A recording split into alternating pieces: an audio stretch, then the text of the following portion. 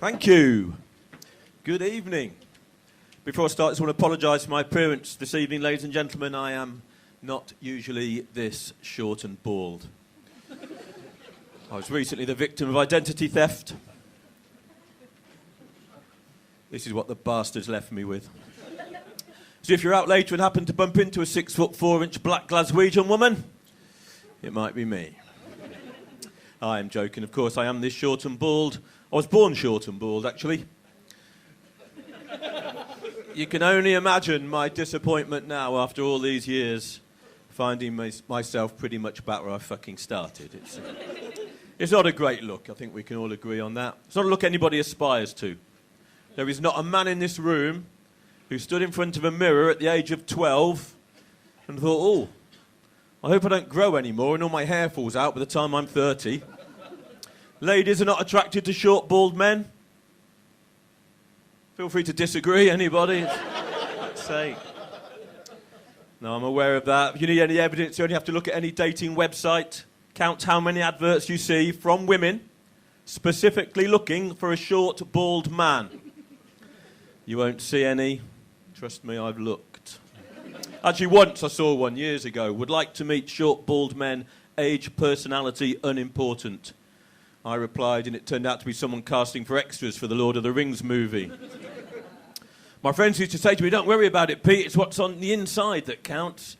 I was thinking, that's kind of what's worrying me. I'm never going to get inside anybody looking like this. That was the problem there. I did eventually meet someone and settle down, though. My wife is a beautiful, intelligent, artistic, short, bald woman. We have a lot in common. She's lovely. She's lovely. She's not talking to me at the moment, though, my wife. She's got annoyed with me. I don't know what you think about this. She found out that I have a nickname, pet name, I prefer to say, for her vaginal area. Now, in my defence, I only came up with this name because I found out that she refers to it as her lady garden. I don't have a problem with that. So I cannot understand why she is upset with me because she found out that I've started calling it my lady allotment. You know, on the basis it doesn't actually belong to me, but I get to potter around in there occasionally at weekends.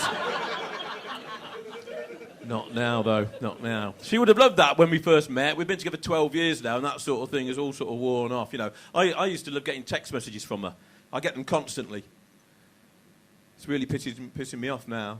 Because she does not just the actual messages, but she uses autocorrect. And she never checks the messages before she sends them. And it doesn't always get it right, does it? I had one a little while ago.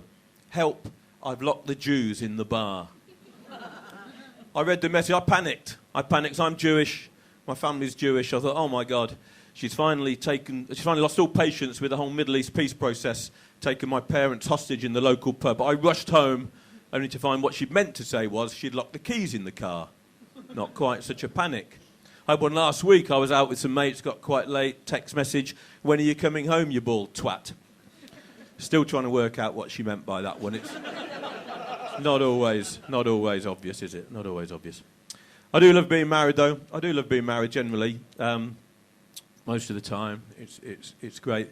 Best thing for me about being married is knowing that never again will I have to go through that terrifying ordeal of taking my clothes off for the first time for a new partner. You know this situation, guys. You're with this woman. You're going to have sex for the first time. She is going to see you naked for the first time. I don't look good naked. Sorry, ladies. So I know that's what you're all thinking about now, and it's a hard image to shift. Ladies, you're too polite, usually, to say anything when you see us naked for the first time, but you can't hide the look in the eyes. That instant reaction tells us everything we need to know. I've seen them all. Disappointment, amusement, pity, shock and anger on one occasion. Though in fairness to that particular lady, she was only out walking her dog at the time. The last thing she expected was to come face to face with my miniature schnauzer, that's for sure. And the thing is, when you're not so well endowed, you have to work on other areas of your technique. Don't you, guys? I hope you don't mind me sharing this with you, but I've been working on my oral sex technique recently. I know a lot of men don't like performing oral sex. I quite enjoy it. Down there under the duvet. Alone with my thoughts. It's nice to have a bit of time to myself, to be perfectly honest. I like it. My wife loves it, fortunately. Just before I came on stage tonight, I had a text from my wife demanding oral sex when I get home. At least I think that's what she wants. Autocorrect.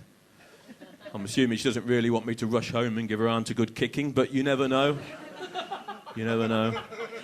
I think I'm getting pretty good at it as well. I think I'm getting pretty good because I know when I'm doing well, so I can feel my wife's hands clamped to my bald head, manipulate me here and there, up and down, round and round.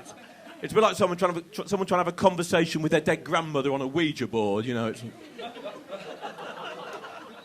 You have to take your time, though. You have to take your time, don't you, guys, to bring your partner to full satisfaction. Not a quick fix. I'll let you into a secret, ladies. Gets a bit boring. Now, I don't know what other men do to pass the time, to keep themselves amused while they're down there. Probably not this. It's what I like to do. I like to pretend I'm making one of those natural history programmes. You know what I mean? I'll be down there. And so, after 3 days trekking through the dense undergrowth, I find myself at the entrance to the sacred grotto. Word of advice, guys, don't do the voice out loud because that will fucking freak them out. Once I got carried away, did the voice out loud. My wife snapped her legs together so tight I couldn't hear for a week. In hindsight, it might have been the film crew that was upsetting her, who knows. Ladies and gentlemen, that is my time. You've been lovely. I've been Pete Teckman. Thank you. Good night.